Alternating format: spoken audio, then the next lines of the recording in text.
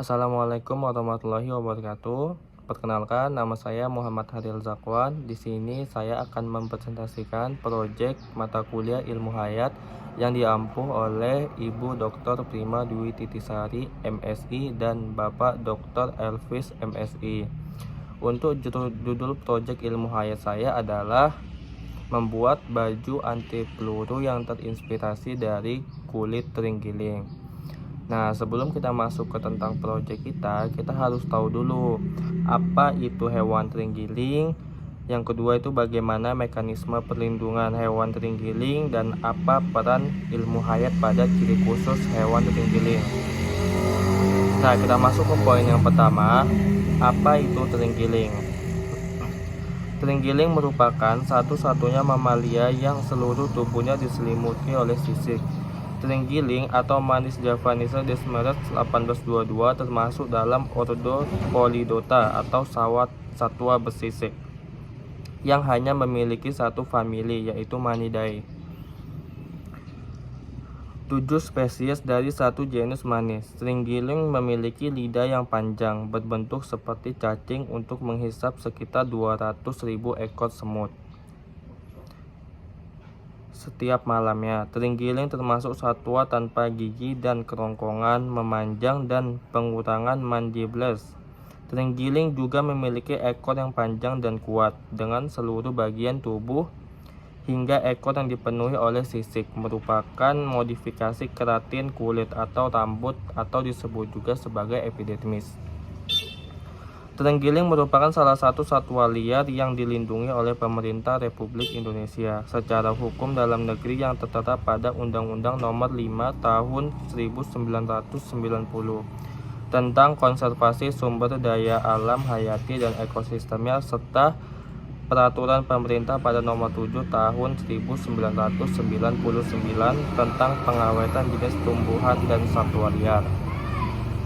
Nah, kita masuk ke poin yang kedua, bagaimana mekanisme perlindungan hewan terenggiling. Nah, terenggiling merupakan salah satu hewan langka yang ada di dunia. Nah, hewan ini adalah jenis mamalia yang mempunyai sisik yang cukup banyak dan biasanya banyak ditemukan di wilayah Asia dan Afrika. Terdapat hal unik dari hewan ini, yaitu cara adaptasi dari hewan terenggiling ini. Nah, terenggiling mempunyai beberapa cara untuk bertahan hidup. Cara-cara inilah yang digunakan atau yang saya inspirasikan untuk membuat baju anti peluru, teman-teman. Nah, kenapa saya memilih hewan terenggiling? Nah, alasan yang pertama, terenggiling itu memiliki kulit punggung yang keras. Jadi kan terenggiling itu kan tadi dilapisi oleh sisik-sisik. Nah, sisik-sisiknya ini sangatlah keras.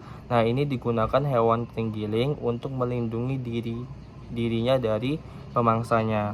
Nah, terenggiling ini merupakan salah satu hewan dengan kulit punggung yang keras. Kulit yang keras ini tentu berfungsi untuk melindungi diri dari serangan pemangsa yang ingin melukai dirinya.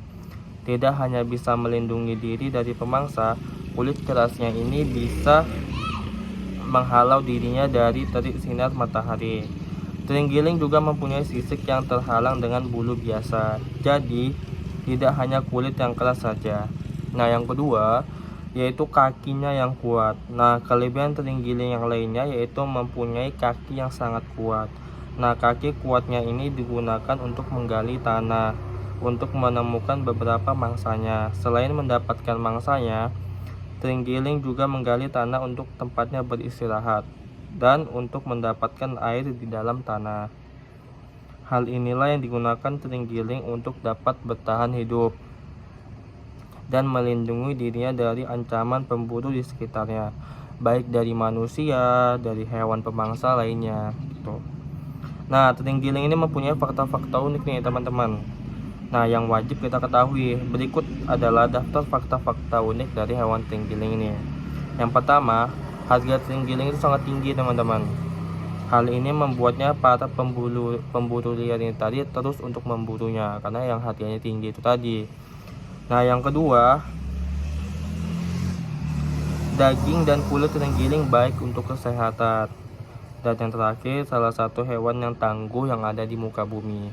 Nah, jadi para pemburu itu banyak memburu hewan terenggiling ini teman-teman, karena yaitu tadi sisiknya itu tadi yang sangat keras sehingga bisa dijadikan pelindung diri ataupun kerajinan-kerajinan lainnya. Serta daging daripada hewan terenggiling ini tadi sangat bermanfaat untuk kesehatan, terutama untuk penyakit jantung teman-teman. Nah, oleh sebab itu, pemerintah mengeluarkan beberapa peraturan yang isinya itu tadi untuk melindungi hewan terenggiling ini tadi teman-teman. Karena terenggiling ini adalah salah satu hewan yang sudah sangat punah teman-teman. Sehingga dalam untuk melindungi satwa terenggiling ini tadi, pemerintah pun membuat beberapa peraturan yang dapat melindungi hewan terenggiling ini tadi dari pemburu liar. Nah, kita masuk ke ilmu pokoknya teman-teman, atau kunci daripada permasalahan ini, yaitu peran ilmu hayat terhadap ciri khusus hewan terenggiling. Nah, terenggiling ini kan mempunyai ciri khusus teman-teman. Nah, ciri khusus inilah yang digunakan untuk kemajuan teknologi yang sekarang. Nah, salah satu contohnya adalah membuat baju anti peluru yang terinspirasi dari kulit ataupun sisik terenggiling yang sangat keras. Nah, ilmu hayat ini berperan penting dalam memahami ciri khusus terenggiling, khususnya pada kulit dan sisiknya. Sisik terenggiling terbuat dari keratin, protein yang sama membentuk kuku dan rambut manusia, memberikan perlindungan dari predator dan membantu terenggiling menggali tanah. Selain itu, sisik pada hewan terenggiling ini membantu terenggiling melindungi diri dengan menggulung tubuhnya menjadi bola ketika terancam. Berikut inilah peran ilmu hayat terhadap ciri khusus hewan terenggiling. Yang pertama, sisik terenggiling. Sisik terenggiling ini terbuat dari keratin, menunjuk bagaimana ilmu hayat mempelajari struktur dan fungsi jaringan tubuh pada hewan. Keratin ini berfungsi sebagai lapisan pelindung yang keras dan tahan terhadap serangan predator, serta memberikan dukungan mekanis saat terenggiling menggali tanah. Yang kedua, itu ada adaptasinya. Nah, sisik terenggiling ini adalah contoh adaptasi yang sukses. Ilmu hayat menjelaskan bagaimana adaptasi ini memungkinkan terenggiling untuk bertahan hidup di habitatnya, terutama dengan melindungi diri dari predator dan membantu dalam mencari makan. Nah, yang terakhir itu ada genetiknya. Nah, ilmu hayat ini juga meneliti bagaimana gen menentukan struktur dan karakteristik sisik terenggiling, termasuk keratin. Pemahaman genetik membantu menjelaskan mengapa sisik terenggiling berbeda dari hewan lain dan bagaimana perubahan genetik dapat mempengaruhi ciri sisik daripada terenggiling ini tadi. Nah, dari semua ciri khusus hewan terenggiling ini tadi bisa kita gunakan sebagai untuk membuat baju anti peluru. Nah, baju anti peluru ini adalah baju yang digunakan oleh para aparat keamanan untuk melindungi dirinya dari serangan musuh. Nah, ini sebenarnya terinspirasi daripada ciri khusus hewan terenggiling ini tadi.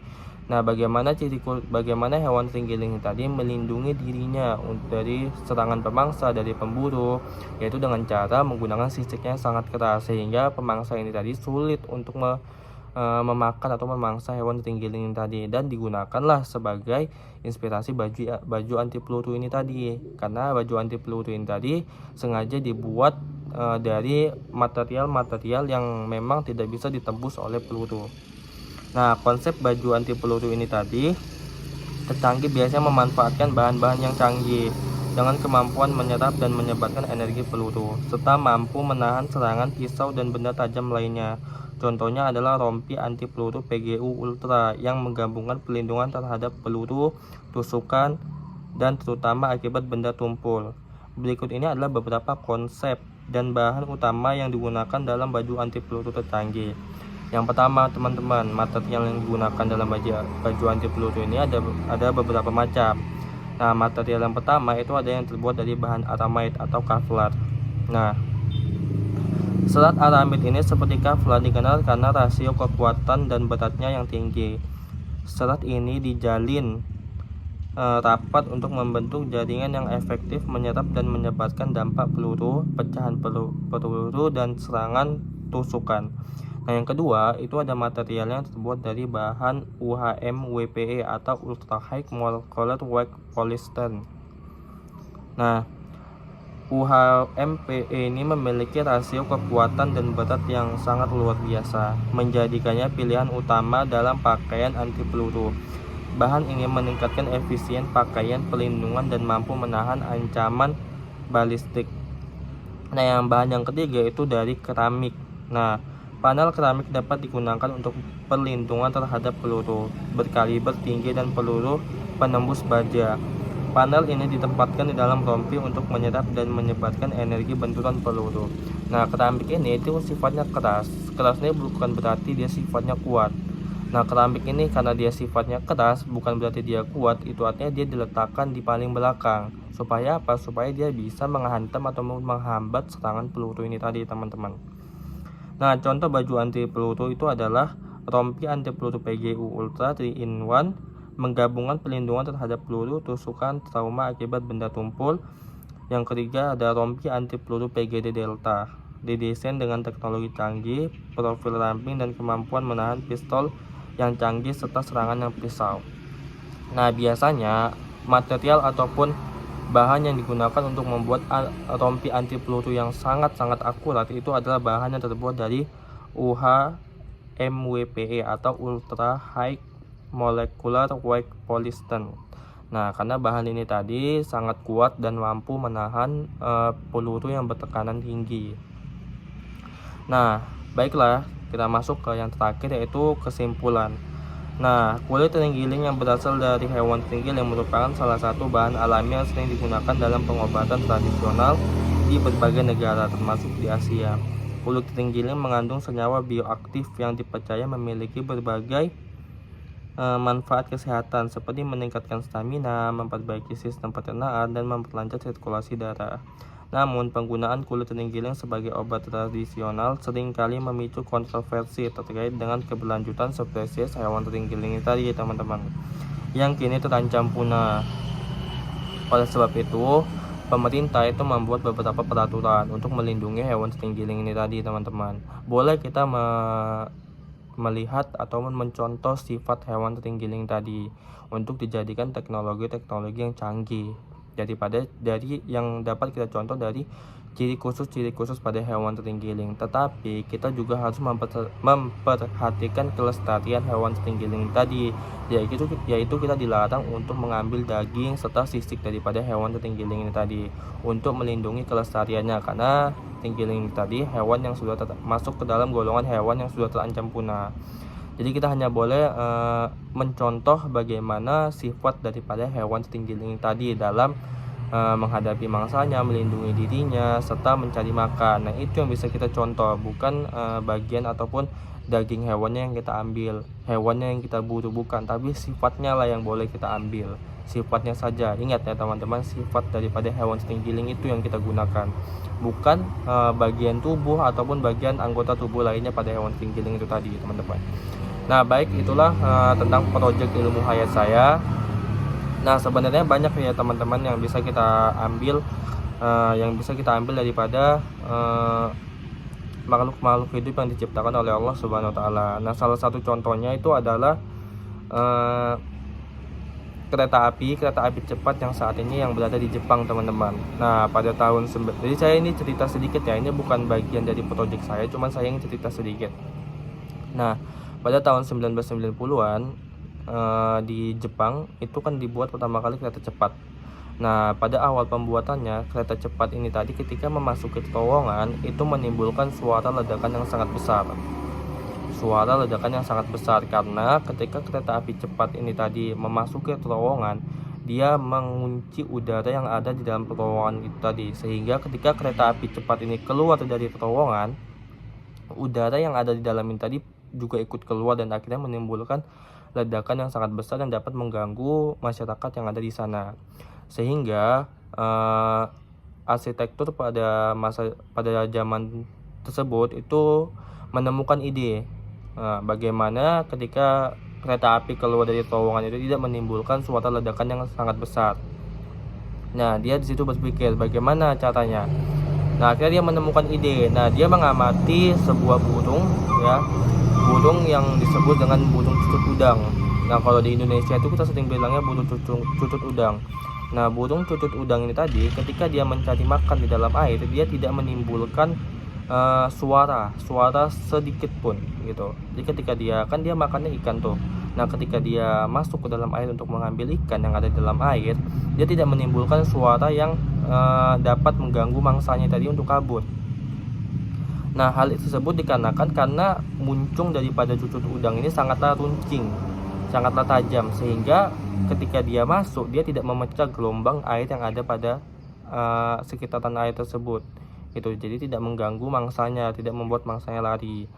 Nah, dari situlah terinspirasi membuat kereta api cepat yang ujungnya, yang awalnya dia ujungnya peta, itu dibuat ujungnya itu seperti muncung cucut udang. Sehingga ketika kereta api cepat ini tadi masuk ke dalam terowongan, dia dapat memecah udara yang ada di dalam terowongan tersebut gitu, teman-teman. Nah, sehingga menimbulkan suara yang sangat minim gitu. Nah, baik, itulah presentasi dari Photogeek saya. Kurang lebihnya saya mohon maaf. Assalamualaikum warahmatullahi wabarakatuh.